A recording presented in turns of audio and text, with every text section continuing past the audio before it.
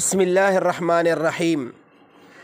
मेरे मुहतरम सामिईन, आज मैं आपकी खिदमत में जुमुअतुल मुबारक की फ़जीलत और जुमुअतुल मुबारक में उस घड़ी का ज़िक्र करूँगा जो कबूलियत वाली घड़ी है।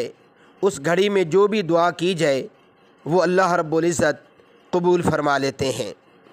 जुमुआ की फ़जीलत के बारे में आप सल्लल्लाहु अलैहि वसल्लम फ़रमाते हैं कि सबसे अच्छा और बेहतर दिन वो जुमुआ का है।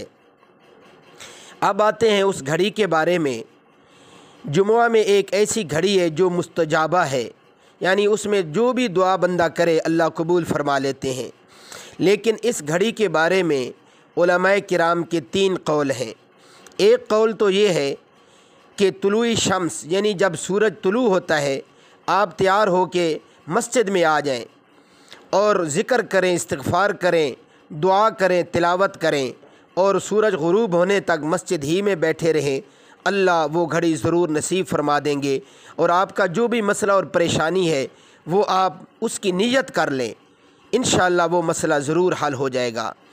और बाज़ उलमाए किराम फ़रमाते हैं कि जुमुआ के जो 2 खुतबे होते हैं उनके दरमियान का जो दुरानिया है वो दुरानिया जो है वो मकबूलियत की घड़ी का है। उसमें जो भी दुआ की जाए अल्लाह कबूल फ़रमा लेते हैं। लेकिन राजिह कौल जो उलमाए किराम का है वो ये है कि ये घड़ी असर से लेकर मगरिब तक के वक्त में है, यानी सूरज ग़ुरूब होने तक। इसलिए मेरे मोहतरम सामीन, ये कोई मुश्किल नहीं है।